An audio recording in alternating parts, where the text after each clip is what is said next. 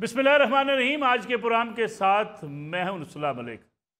नाज़रीन, आइए आज दो चेहरे बेनकाब करते हैं। एक चेहरा हमारी बरादरी से है जो हर वक्त ये कहते हैं कि इस्टेब्लिशमेंट के ख़िलाफ़ खड़े हो जाना चाहिए। इस्टेब्लिशमेंट के ख़िलाफ़ बात करना या इस वक्त अफवाज पाकिस्तान के ख़िलाफ़ बात करना, ये जमहूरियत के अंदर ये हक होना चाहिए। दूसरा चेहरा हमारे साबिक़ वज़ीर-ए-आज़म इमरान खान साहब का है, जो मुसलसल ये बात कहते रहे कि इस्टेब्लिशमेंट के ख़िलाफ़ बात करने वाला या अपने आर्मी चीफ को या DGI के ख़िलाफ़ बात करने वाला इस मुल्क का गद्दार ही नहीं बल्कि गद्दारी से बढ़ के किसी जुर्म का इर्तिकाब करता है। ये छोटी सी एक मुख्तसर वीडियो है, इसे देखिएगा, सुनिएगा, आपको अंदाज़ा हो जाएगा कि इमरान खान साहब किस शख्सियत के मालिक हैं। जिस तरह अब अंदाज़ा करें, इमरान खान साहब यही इक़्तिदार में जब थे और उस वक्त वो बाजवा साहब के साथ थे तो ये कहा करते थे कि जो भी तनकीद करता है ISI के DG के ऊपर या आर्मी चीफ के ऊपर, गोया मुल्क से गद्दारी करता है। लेकिन उसके बाद आज कल इमरान खान साहब मुसलसल एक बयानिया लेकर चल रहे हैं। वो बयानिया क्या है? अफवाज पाकिस्तान के ख़िलाफ़ बाकायदा एक मुहिम चलाई गई है। उनके सहूलतकार पाकिस्तान के अंदर और पाकिस्तान से बाहर बैठ कर फ़ौज के ख़िलाफ़ मुसलसल एक कैंपेन चलाते रहे, जिसका नतीजा ये निकला कि 9 मई के रोज़ पूरे पाकिस्तान के अंदर फ़ौज के दफातर पर, फ़ौज की रहायशगाहों पर पाकिस्तान तहरीक इंसाफ के कारकुनों और शरपसंदों की तरफ से हमले किए गए और एक वो मुजस्मा भी तोड़ डाला गया। कर्नल शेर खान बहादुरी की एक ऐसी अलामत जिसे हम अपने हर जगह पे फ़ख्र के साथ बयान किया करते थे, जिसके बारे में इंडियन कमांडर ने पाकिस्तानी कमांडर्स को लिखा कि जब इसकी डेड बॉडी पाकिस्तान में इसको तमगा देने की बात हो तो इसे निशान हैदर दिया जाए। उनकी बहादुरी के चर्चे पूरे हिंदुस्तान के अंदर बयान किए जाते हैं, लेकिन हमने वो मुजस्मा भी तोड़ डाला। जिना हाउस के अंदर जो कायद-ए-आज़म का घर था, कीमती नवादरात, तारीख़ के बहुत से ऐसे हिस्से, तारीख़ के औराक हमने जलाकर राख कर डाले। और आज क्या कहा जा रहा है? आज कहा जा रहा है कि ये हमारे लोग नहीं थे, ये शरपसंद अनासर थे। लेकिन साथ ही साथ उनकी ज़मानतों के लिए, उन्हें रिहा करवाने के लिए कोशिशें की जा रही हैं।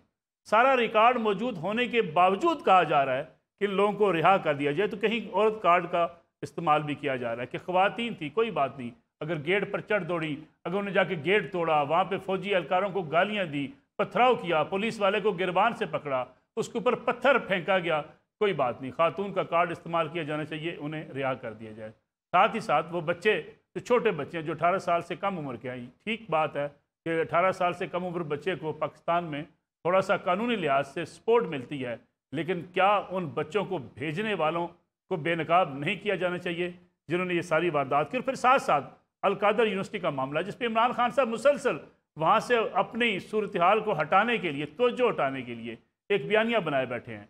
हालांकि इसकी हकीकत क्या है वो भी आज के प्रोग्राम का मौजू होगा कि किस तरीके से अल-कादर यूनिवर्सिटी के लिए ये पूरा खेल खेला गया और वो फैसला जिसे कैबिनेट का फैसला कह कर टालने की कोशिश की जा रही है।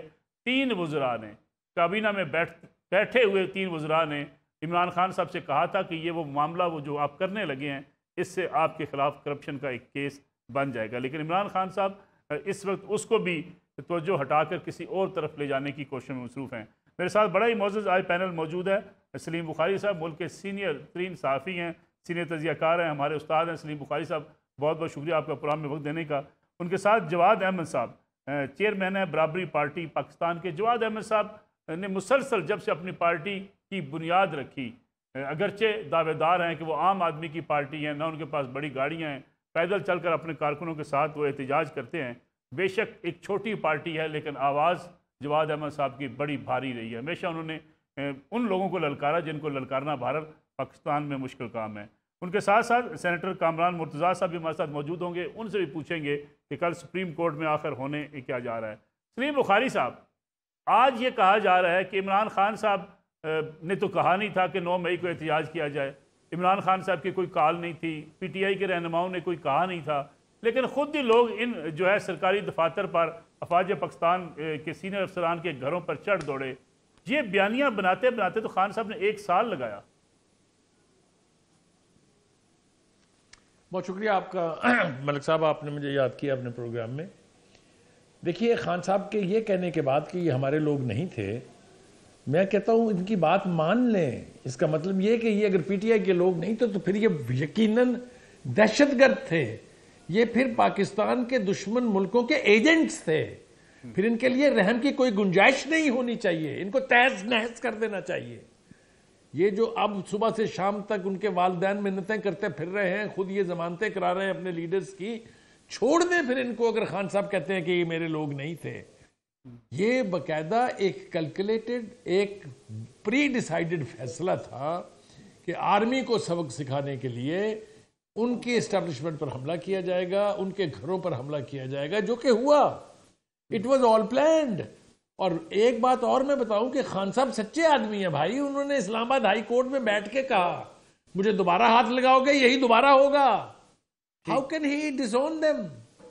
اور والی ریاست مدینہ کو اس قسم کا قہر انگیز جھوٹ بولتے ہوئے 10 دفعہ سوچنا چاہیے۔ جی لیکن سلیم بخاری صاحب، اب یہ کہا جا رہا ہے، کچھ اطلاعات میرے پاس بھی ہیں، کچھ ہمارے صحافی حضرات ہیں، کسی کا بھائی ہے، کسی کا بیٹا ہے، کچھ فوج کے سابق افسران ہیں، ان کے بچے ہیں، کچھ اور لوگ جو بااثر لوگ ہیں، وہ چاہتے ہیں ہمارے بچوں کو رہا کر دیا جائے۔ کوششیں کی جا رہی ہیں، اپروچ کیا جا رہا ہے سی ایم پنجاب سے، پولیس کے اعلی افسران تک رسائی حاصل کرنے کی کوشش کی جا رہی ہے، کوئی ایک آدھ نکلنے میں کامیاب بھی ہو گیا۔ تو پھر یہ تو جو بااثر کارکن تھے، جن کے پاس پیسہ ہے، بااختیار لوگ ہیں، وہ تو نکل جائیں گے۔ دیکھیے میں عرض کروں آپ سے، بالکل آپ نے صحیح سوال اٹھایا ہے۔ دیکھیے اپنی مرضی کا فیصلہ لینے کے لیے، اپنی مرضی سے عدالتوں کو مجبور کرنے کے لیے یہ رواج خان صاحب نے ڈالا کہ مسلح جتھے لے کے چڑھائی کر دے، چاہے وہ لاہور ہائی کورٹ ہو، چاہے وہ جوڈیشل کمپلیکس ہو، چاہے وہ اسلام آباد ہائی کورٹ ہو، چاہے وہ سپریم کورٹ ہو۔ آپ کے سامنے موجود ہے یہ حقیقت کہ جتھے لے کے جایا گیا اور اپنی مرضی کے 12 کیسز میں ضمانتوں سے لے کے، اور ہر کیس کا فیصلہ اپنی مرضی سے کرایا گیا۔ اب یہ رواج ڈال دیا خان صاحب نے۔ اب کوئی بھی لینڈ مافیا کا بندہ جس کے اوپر کوئی کیس ہوگا، all he needs is 200 armed people، وہ لے کے عدالت میں چڑھ دوڑے گا۔ میں ایکویشن نکالتا ہوں اس کی 1990s میں، اگر آپ واپس جائیں عمران خان، جو الطاف حسین صاحب کا دور تھا، جس کے بارے میں ابھی کل ہی بلاول صاحب نے کہا کہ میں نے منع کیا تھا کہ اس کو پاکستان کا الطاف حسین نہ بننے دیں۔ اس دور میں بھی یہی ہوا تھا کہ عدالتوں کے ججوں کو ڈرا ڈرا کے یا تو وہ کیس نہیں لیتے تھے یا فیصلے نہیں کرتے تھے، ضمانتیں دے دیتے تھے، اور اگر بہت زیادہ تنگ آ جاتے تھے چھٹیاں لے کے چلے جاتے تھے یا اپنی ٹرانسفر کروا لیتے تھے۔ یہی رواج اب پڑ گیا ہے کہ آپ عدالت پر مسلح جتھے لے کے چڑھے، عدالت کی مجال ہے وہ آپ کی مرضی کے خلاف فیصلہ کرے۔ اور ایسے ایسے فیصلے ہوئے ہیں ملک صاحب تاریخ میں، ان ججوں کو جس نام سے یاد کیا جائے گا، وہ میں آپ کو 2 مثالیں 3 دے دیتا ہوں۔ آپ یاد کیجئے بھٹو کا فیصلہ جو ہوا تھا، پھر مولوی مشتاق اور انوار الحق کا حال کیا ہوا آپ کے سامنے ہے۔ پاناما کا کیس تھا، اقامہ پہ نکال دیا گیا۔ آپ دیکھ لیجئے ثاقب نثار صاحب کو لوگ کن ناموں سے یاد کرتے ہیں۔ مجھے اچھی طرح سے یاد ہے پاناما کے کیس پر علی احمد کرد نے کہا تھا کہ میں کوئٹہ سے اسلام آباد آیا اس جج کی شکل دیکھنے کے لیے جس نے یہ فیصلہ لکھا۔ تو کہنے کا مطلب یہ ہے کہ آج یہ عدلیہ جو کچھ بھی کر رہی ہے، یہ قوم اس لحاظ سے بڑی ظالم ہے کہ معاف نہیں کرتی ہے۔ تو آپ بھی تاریخ کے کس سائیڈ پر کھڑے ہیں اور کس تاریخ سے میں کس الفاظ سے یاد کیے جائیں گے، اس کا ادراک آپ کو ہونا چاہیے۔ تو یہ جو رواج ڈال دیے گئے ہیں، یہ ایک دن بھگتیں گے بھی وہی لوگ جنہوں نے یہ رواج ڈالا ہے۔ جی ٹھیک ہے سلیم بخاری صاحب، آپ کے واپس آتا ہوں۔ جواد احمد صاحب، جب سے آپ نے اپنی پارٹی کی بنیاد رکھی، عمومی تاثر یہ ہے کہ آپ کا ٹارگٹ صرف عمران خان صاحب ہیں، یہ کیا وجہ ہے؟ ملک صاحب، اسے اگر میں 100 دفعہ لکھتا ہوں یا بات کرتا ہوں تو اس میں سے 90 دفعہ ہوتا ہے، 10 دفعہ اوروں کا بھی ہوتا ہے، لیکن 90 دفعہ ہونا بھی ایکچولی بہت زیادہ ہے عمران خان کے خلاف اور پی ٹی آئی کے خلاف۔ اس کی وجہ یہ ہے کہ ہماری پارٹی جس نظریے میں بنی ہے وہ یہ کہتا ہے کہ پاکستان میں سب سے بڑا مسئلہ جو ہے رولنگ اشرافیہ جو ہے، سرمایہ دار جگیردار مافیاز، انہوں نے معاشی نظام پہ بھی قبضہ کیا ہوا ہے پاکستان کے جب سے پاکستان بنا ہے، اور سیاسی نظام پہ بھی کیا ہوا ہے۔ ہم سیاسی پارٹی ہیں، اداروں کی ہم بات نہیں کر رہے اس وقت، ہم تو صرف سیاسی پارٹیوں کی بات کر رہے ہیں۔ تو اس لیے ہماری سیاسی پارٹی ان کے خلاف کھڑی ہوتی ہے۔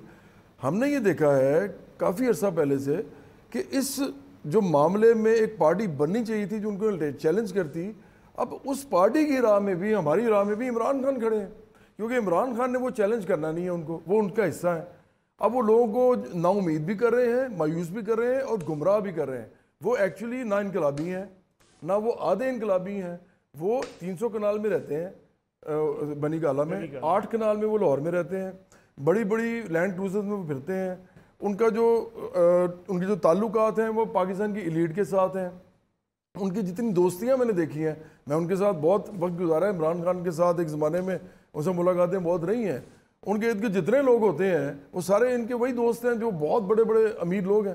تو دیکھیں ہماری ایک تو یہ وجہ تھی کہ ہم عمران خان میں آپ سمجھتا کو ہوں شروع سے یہ اندازہ ہو گیا تھا کہ عمران خان سیاست شروع سے دیکھیں زیادہ اندازہ کب ہوا, جب 2011 کے قریب انہوں نے اپنے ساتھ سرمایہ دار جاگیردار بھرنے شروع کیے, اور اس کے بعد اگلے مرحلے پہ انہوں نے دھرنے شروع کیے.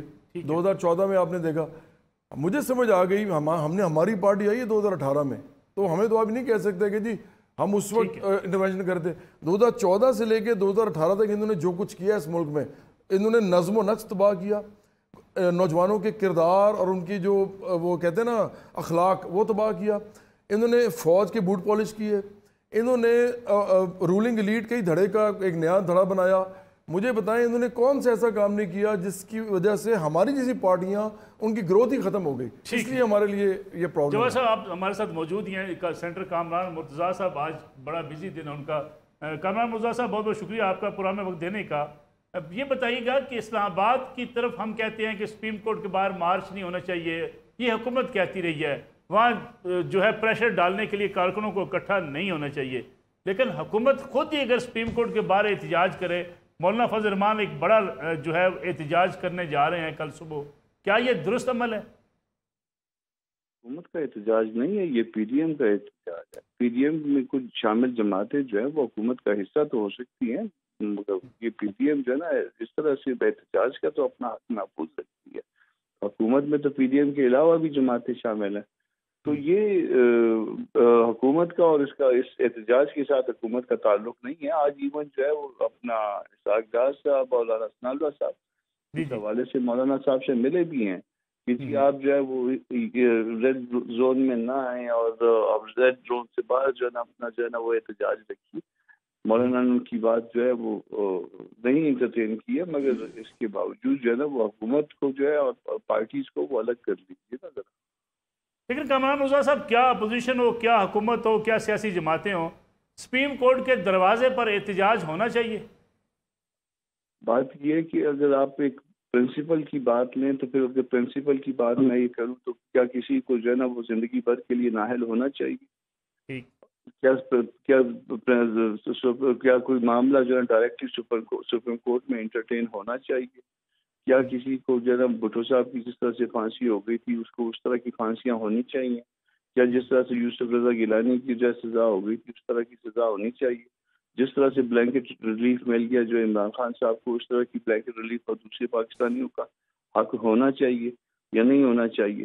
جس آدمی کا وارنٹ جو ہے وہ ایشو ہو گیا اور اس کے بعد اس کو جو ہے کسٹڈی کے اندر ریمانڈ بھی مل گیا ہو, کیا اس کے بعد جو ہے باقی لوگوں کی اس طرح سے بیل انٹرٹین جو ہے نا ڈائریکٹلی سپریم کورٹ کے لیول پہ یا ہائی کورٹ کے لیول پہ انٹرٹین ہونی چاہیے باقی پاکستانیوں کی بھی؟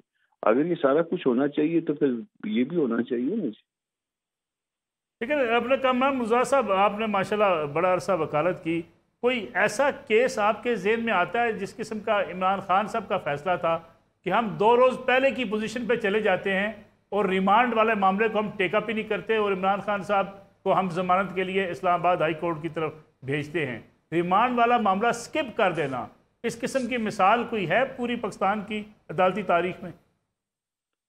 دیکھیے عمران خان صاحب کے لیے جو ہے وہ الیکشن کے حوالے سے کیسز ہائی کورٹوں میں 2 مختلف پینڈنگ, مگر اس کو سکپ کر دینا اور ڈائریکٹ انٹرٹین سپریم کورٹ میں کر لینا, ٹھیک ہے جی, یہ کسی اور کے لیے ہو سکتا تھا. باقی سپریم کورٹ کے باقی ججوں نے جنہوں نے اختلاف کیا انہوں نے تو یہ اختلاف کیا تھا نا, یہ کیسے ہو سکتا ہے؟ اسی طرح سے جورسڈکشن جو ہے وہ اکاؤنٹیبلٹی کورٹ کی ہو اور اس کے بعد جو ہے نا وہ پٹیشن یہاں پہ ڈائریکٹ انٹرٹین ہو, اس کو انلیگل ڈکلیئر کرنے کے بعد پھر اسٹیٹس کو اینٹے میں چلے جانا اور کہنا کہ جی 2 دن میں تو کچھ ہوا نہیں ہے, ریمانڈ کو بھی جو ہے نا اس کو بھی جو ہے نا وہ بھول جائیے, وارنٹ کی ایشورنس کو بھی بھول جائیے, اور پھر دین جو ہے وہ کسی کی جورسڈکشن جو ہے وہ اکاؤنٹیبلٹی کورٹ کی جو جورسڈکشن ہے وہ ڈائریکٹ ہائی کورٹ کے حوالے کر دینا. تو ہے نا, کمال تو ہے نا. کیا ہے وہ تم قتل کرے ہو کہ کمال نہ کرے ہو, تو ہے یہ. اگر یہ ریلیف اگر سارے پاکستانیوں کے لیے ہے تو ہم سپریم کورٹ کے ساتھ اور ہائی کورٹ کے ساتھ کھڑے ہیں, یہ رول آف دی لا ہوگا. اور اگر یہ ریلیف صرف میرے اور آپ کے لیے ہے تو پھر جو ہے یہ رول آف لا نہیں ہوگا. یہ کچھ اور ہو.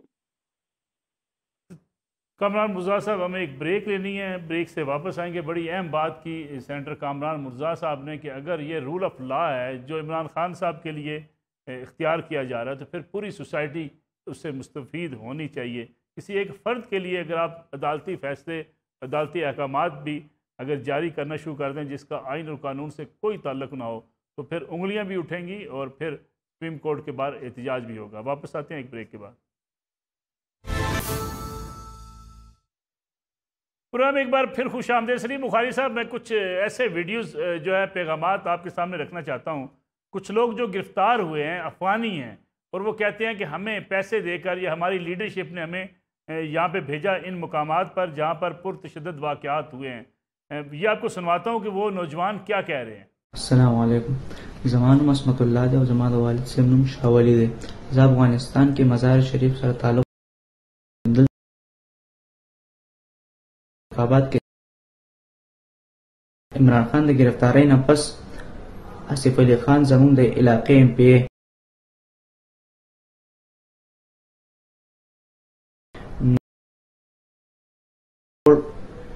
سموک میں روچت کو کے میں خوستو سیتا ز کور تروان چم ز پولیس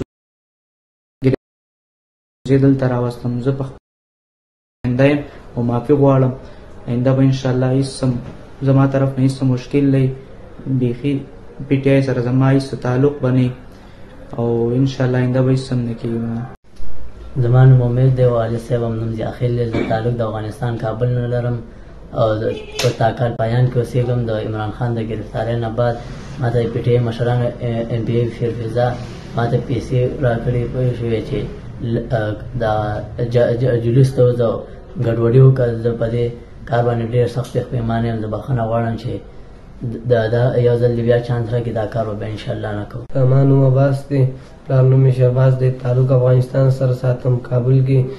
او عمران خان ګرفتارۍ نه بعد دا کال ایم پی اے مونږ ته پیسې راکړي چې توڑ پوڑ کوي چې څنګه لاړو پولیسو ونیو. سلیم بخاری صاحب، اس سے بڑھ کے ثبوت کیا ہونا چاہیے؟ جو لوگ گرفتار ہوئے وہ بتا رہے ہیں کہ فلاں ایم پی اے نے مجھے پیسے بھی دیے اور مجھے کہا ان جگہوں پر جا کر جو ہے یہ پرتشدد واقعات کرنے ہیں کیونکہ ان کا لیڈر عمران خان گرفتار ہو چکا تھا. اس سے بڑھ کے اور ثبوت کیا ہوگا؟ یہ پورے جو سہولتکار تھے یہ تو سارے بے نقاب ہو رہے ہیں. ملک صاحب، یہ ہم تھوڑا سا ان بیانات کو لے کے میرے خیال سے پچھلی کہانی بھول رہے ہیں. تھوڑی سی اگر آپ مجھے اجازت دیں گے تو میں آپ کو پرانی کہانی یاد کرانا چاہتا ہوں. جب 482 کے قریب ٹی ٹی پی کے وہ لوگ جو یا سزائے موت کے مجرم تھے یا یعنی بھگت رہے تھے سزا یا عمر قید، ان 482 لوگوں کو عمران خان کے حکم پر صدر علوی صاحب نے چھوڑ دیا تھا، رہا کر دیا تھا، اسکاٹ فری جس کو کہتے ہیں، جانے دینا جی. اس کے بعد کے پی کے کی حکومت جو ہے وہ ایک طویل عرصے تک ٹی ٹی پی کے ساتھ مذاکرات میں ملوث رہی ہے، جس کے نتیجے میں ایک بڑی تعداد میں لوگوں کو آ کے پشاور میں بسنے دیا گیا اور ان کو سوات بھی بھیجا گیا. اگر آپ کو یاد ہو، سوات کے عوام اٹھ کھڑے ہوئے تھے لاکھوں کی تعداد میں، اور انہوں نے کہا تھا یہ ایکسیپٹیبل نہیں ہے، لہذا وہاں سے وہ بھاگ گئے واپس. آپ کو یہ حقائق بتا رہا ہوں میں، یہ کہانیاں نہیں ہیں. اس کے بعد ہم نے دیکھا ایک بیرسٹر سیف صاحب نامی ہیں جنہوں نے کہا کہ ہاں جناب ہم مذاکرات کر رہے ہیں ان سے اور ہم چاہتے ہیں کہ ان کو لا کے یہاں بسایا جائے. اور یہی بات عمران خان صاحب نے خود بھی کہی تھی، ایک دفعہ نہیں کوئی درجنوں بار کہا کہ ہم چاہتے تھے کہ ٹی ٹی پی کے لوگوں کو، چونکہ وہ پاکستانی ہیں، ان کو لا کے بسایا جائے. یہ خواہش وہ اس کے باوجود کر رہے تھے کہ ریاست پاکستان کی طالبان کے ساتھ مذاکرات ختم ہو گئے تھے جس میں حکومت اور فوج جو ہے وہ پاکستان کی نمائندگی کر رہی تھی. اس کے بعد کے پی کے کا مذاکرات کو ٹی ٹی پی کے ساتھ جاری رکھنا، ان کے لوگوں کو یہاں لانے کی اجازت دینے کے بعد یہ ہائر کرنے کی بات تو آپ چھوڑ دیجئے. پی ٹی آئی کے لوگوں کو، ملک صاحب آپ بھی جانتے ہیں، میں بھی جانتا ہوں، پڑھے لکھے لڑکے تھے، ینگ لوگ تھے، انسپائر ہوئے خان صاحب تھے، وہ یہ وارداتیں کے کرنے کے اہل ہی نہیں ہیں. یہ ٹرینڈ لوگ ہیں، یہ ٹرینڈ دہشت گرد ہیں. اور خان صاحب نے چونکہ ہمیں بتا دیا ہے، اور وہ والی مدینہ ہے، جھوٹ بولتے نہیں ہیں، کہ یہ تو ہمارے لوگ نہیں ہیں. Therefore each one of them should be treated as a terrorist. مجھے بتائیے اس میں کیا خرابی ہے؟ لیکن کچھ ویڈیو ایسی ہیں بخاری صاحب، لیکن کچھ ویڈیوز ایسی ہیں، اگر ہم لاہور کینٹ کی بات کریں، پڑھی لکھی خواتین ہیں، وہ جنگلوں کے اوپر چڑھ رہی ہیں، ساتھ ہی ساتھ گالیاں دے رہی ہیں، اندر جانے کی کوشش کر رہی ہیں. پھر کچھ ایسی ویڈیوز ہیں چلیں وہ چلائی نہیں جا سکتی، خواتین مال وہاں سے لوٹ کے بتا رہی ہیں قوم کو کہ جی ہمارے پیسے ہیں، یہ کور کمانڈر ہاؤس میں جو چیزیں پڑی ہیں ہماری ہیں، میں اس لیے اٹھا کے لے کر جا رہی ہوں. دیکھیے وہ تو ایک شخص، ایک ینگ لڑکا جو ہے وہ کور کمانڈر کی وردی پہن کے بھی دکھا رہا تھا قوم کو کہ دیکھیے یہ ہم ہیں. دیکھیے میں نے یہ بالکل نہیں کہا ہے کہ پی ٹی آئی کے لوگ جو ہیں وہ کچھ سارے کے سارے جو ہیں وہ دھلے ہوئے ہیں دودھ کے. انہوں نے بھی کمال قسم کے واقعات کیے ہوئے ہیں. جو کور کمانڈر کے گھر کا سانحہ جس کو میں کہوں گا، یہ واقعہ نہیں ہے، یہ سانحہ ہے. ان کے تو کسی شخص کو معافی نہیں ملنی چاہیے، اس لیے کہ یہ ہماری national solidarity, national integrity, national ideology کے وہ سمبولک آئیکنز ہیں. چاہے وہ جی ایچ کیو ہے، چاہے وہ کور کمانڈر کا گھر ہے، چاہے وہ 1965 کی وار کے جو ہیروز تھے ایئر فورس کے، ان کے چلائے ہوئے جہازوں کے ڈھانچے تھے، ان سب کو آگ لگائی. میاں والی کی ایئر بیس میں گھس گئے، وہاں کھڑے تمام جہازوں کو آگ لگانا چاہتے تھے. یہ تو انڈین سے بھی بدتر ہے، یہ تو پاکستان کے دشمن ہیں. یہ کوئی احتجاج نہیں ہے، یہ کوئی سیاست نہیں ہے. جو اس کو سیاست کہے وہ میں سمجھتا ہوں پاکستانی نہیں ہے. جواد احمد صاحب، یہ نوجوان آخر اس سوچ کی طرف گئے کیسے؟ یعنی ہم کچھ لوگوں سے ملتے ہیں، باقاعدہ جیسے کسی کو برین واش کیا جاتا ہے، وہ ایک ہی بات کرتے ہیں، فوج کی بات کرتے ہیں اور کہتے ہیں جی بس ہم فوج کے خلاف اٹھ کھڑے ہوئے ہیں. یہ برین واشنگ کس سوچ کے تحت کی گئی؟ یہ عمران خان نے کی ہے جی. آپ پھر مجھے کہیں گے میں عمران خان کو کہہ رہا ہوں، لیکن جب تک عمران خان مسئلہ رہیں گے پاکستان کا تو میں ان کو کہتا رہوں گا. اور میں تو جرنلسٹ نہیں ہوں، میں تو ایک سیاسی پارٹی کا اس وقت ایگزسٹنگ ہیڈ ہوں. تو مجھے تو کوئی روک نہیں سکتا نا یہ کہنے سے کہ جی یار آپ کوئی خیال کریں، کوئی صحافتی اقدار کا خیال کریں. میرا اپنا ہی خیال ہے. ویسے نوجوانوں کے حوالے سے بخاری صاحب ٹھیک کہہ رہے ہیں، میرا خیال ہے تھوڑا سا تنزیہ بھی کہہ رہے ہیں ایکچولی، کہ اگر عمران خان کہہ رہے ہیں جی کہ اگر نوجوان ہمارے نہیں تھے تو پھر وہ کون تھے؟ وہ اس کے تھے، ٹی ڈی پی کے تھے، یا وہ دہشت گرد تھے. یا پھر عمران خان یہ کہہ رہے ہیں کہ اگر کوئی پی ڈی اے کے ایسے لوگ تھے جنہوں نے کیا ہے تو ہمارا ان سے کوئی تعلق نہیں ہے. تو میں بتانا چاہوں گا نوجوانوں کو کہ عمران خان آپ کے ساتھ یہی کریں گے. یہ ذہن میں رکھیں کہ جب بھی آپ کو پکڑا جائے گا، آپ دیکھیں فہرست دیکھیں ان کے قریبی ترین دوست، جہانگیر ترین کو انہوں نے کیسے اپنے سائٹ پہ کیا، علیم خان ان کو کیسے سائٹ پہ کیا، اس کے علاوہ پھر جنرل باجوہ ان کے قریبی ترین دوست 1 پیج پہ ان کے ساتھ وہ کیا کر رہے تھے. اور پھر اور بھی بہت سے لوگ ان کے نام آتے ہیں، کچھ ججز کے بھی آتے ہیں جب ان کے خلاف فیصلہ آتا تھا. میرا خیال ہے کہ دیکھیں یہ عمران خان اس ملک کے اندر ایک ہی چیز چاہتے ہیں کہ مجھے اقتدار مل جائے. ان کے اندر ایک پرابلم ہے. اگر آپ کو یاد ہو تو جب ورلڈ کپ جیتا تھا پاکستان تو انہوں نے اس زمانے میں نا، اس وقت ہم سارے بڑے خوش تھے، میں بھی چھوٹی عمر کا اس وقت تھا تو میں خوش تھا کہ واہ جی واہ ورلڈ کپ جیت لیا سارا. تو ہم نے خیال ہی نہیں کیا کہ کیا کہہ رہے ہیں. انہوں نے پکڑا ورلڈ کپ اور کہتے ہیں کہ جی ایگزیکٹلی ورڈز نہیں یاد، کہتے ہیں کہ at the twilight of my career I have finally manage to win the world cup, I have finally manage to win the world cup. انہوں نے ٹیم کا بات ہی نہیں کی.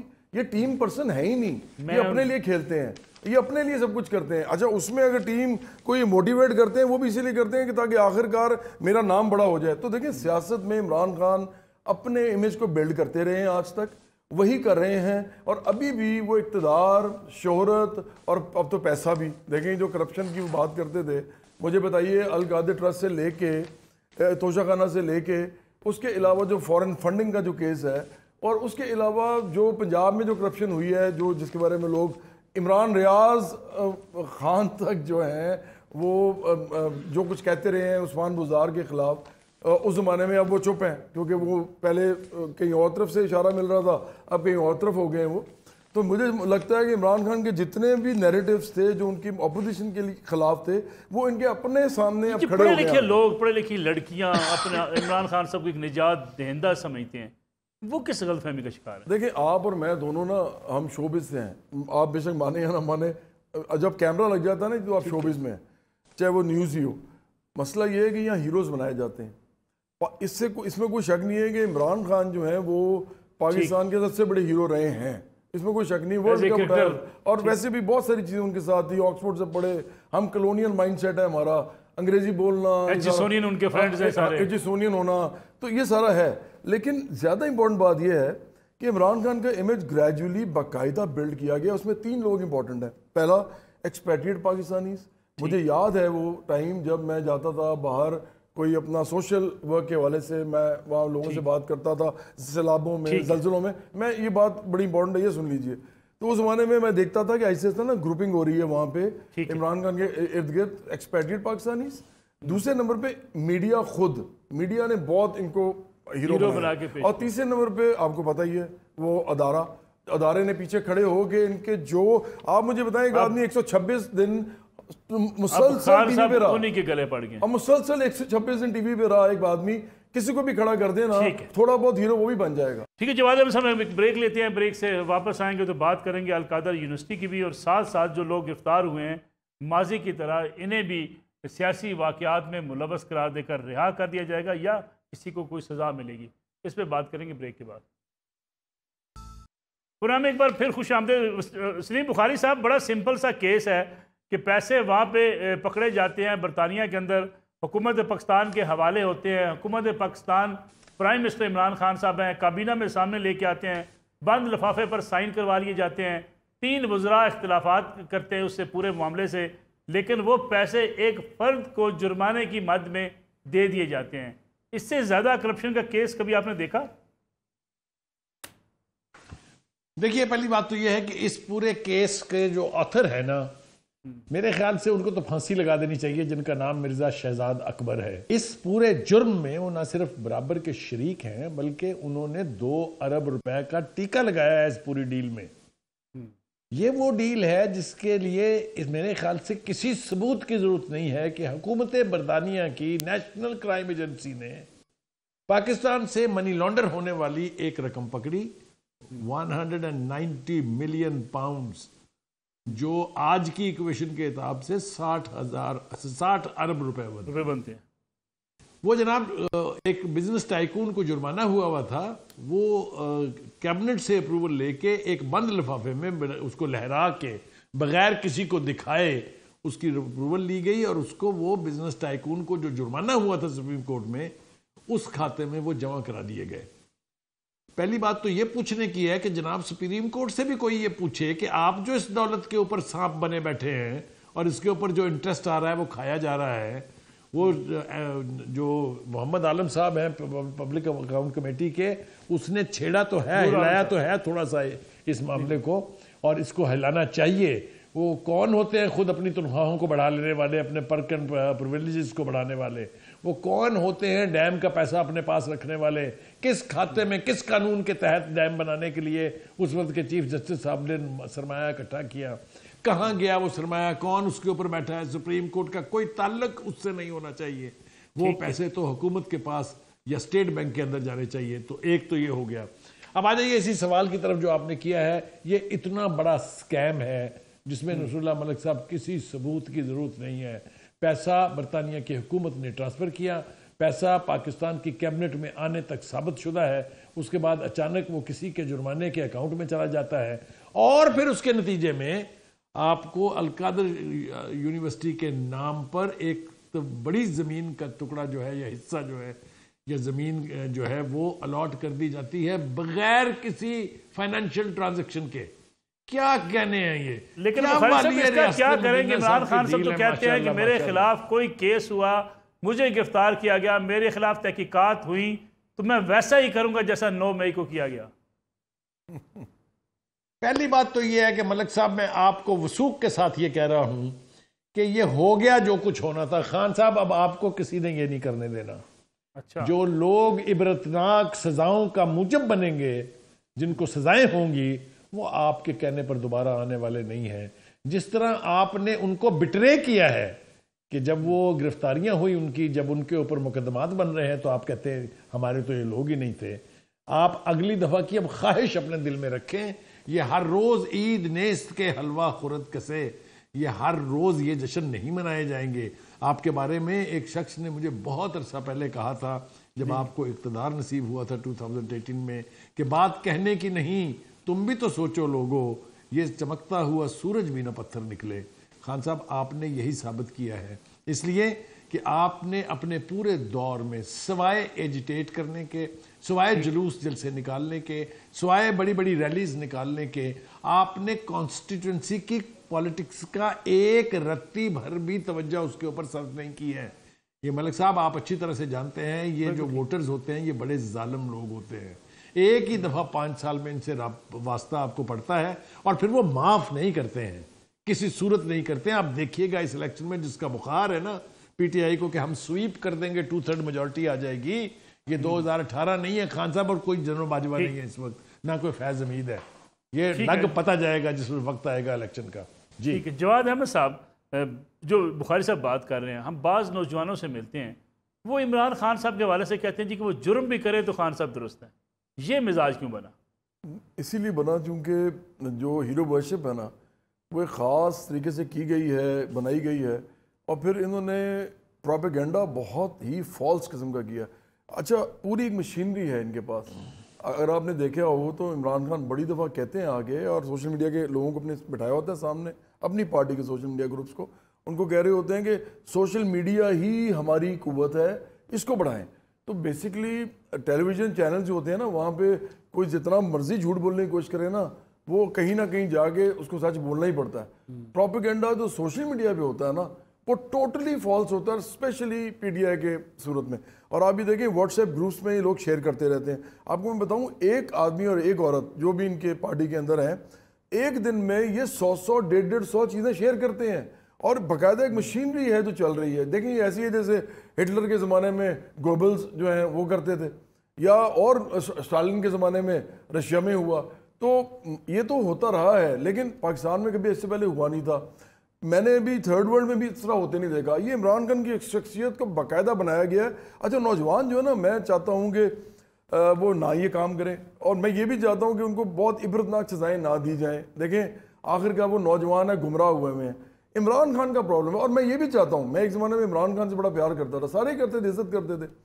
عمران خان جہاں پہنچ گئے ہیں نا ان کو اپنا محاسبہ کرنا چاہیے. یہ پاکستان کے ساتھ دشمنی کر رہے ہیں. وہ تو کہتے ہیں میں لوگوں کا محاسبہ کروں گا, میرا کیوں کریں؟ یہ بیوقوفی کر رہے ہیں عمران خان. میں سمجھتا ہوں ان سے زیادہ جاہل انسان کوئی نہیں ہے اگر وہ یہ سمجھتے ہیں کہ وہ پاکستان کے اندر ایک ریاستی ادارے کے ساتھ 21ویں صدی میں, جبکہ توپیں ٹینک وغیرہ نہیں صرف بلکہ سرویلنس تھرو ڈرونز ہوتی ہیں, سیٹلائٹ ہوتی ہیں, اور اس کے علاوہ جو کچھ یہاں پہ آپ کو پتا ہے ایروپلینز کس طرح کے ہیں, یہاں پہ آپ ایک پارٹی کے طور پہ ریاستی اداروں کو برا بھلا کہہ کے اسے لڑ نہیں سکتے. آپ کو آخرکار ان کے ساتھ کھڑا نہیں ہونا ہوتا, ان کو اپنے ساتھ کھڑا کرنا ہوتا ہے. دیکھیں دنیا میں پوری, آپ مجھے بتائیں کیا ٹرمپ آ سکتے ہیں؟